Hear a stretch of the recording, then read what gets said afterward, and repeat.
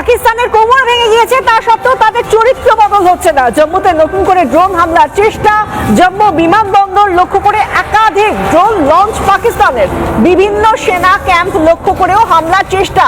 সক্রিয় ভারতীয় আকাশ প্রতিরক্ষা ব্যবস্থা ফের বিফল হলো পাকিস্তানের হামলার চেষ্টা। জম্মুতে জম্মু বিমানবন্দর লক্ষ্য করে তারা পরপর ড্রোন আঘাতের চেষ্টা করলো, কিন্তু সব ক্ষেত্রে ভারতের এয়ার ডিফেন্স সিস্টেম এতটাই সজাগ এবং এতটাই সক্রিয়, সেই কারণে তাদের সমস্ত চেষ্টা, পাকিস্তানের তরফ থেকে সমস্ত চেষ্টা ব্যর্থ হলো, বিফল হলো।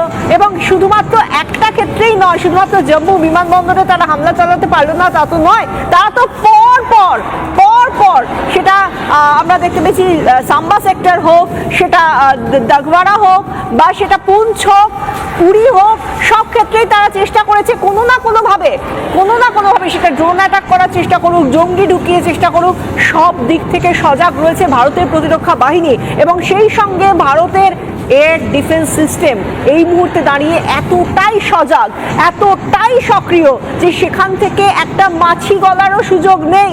সেই কারণে তারা ড্রোন ওড়াক বা মিসাইল ওড়াক, যাই ওড়াক না কেন, একটা মাছিও কোনোভাবে গলে যেতে পারবে না। এই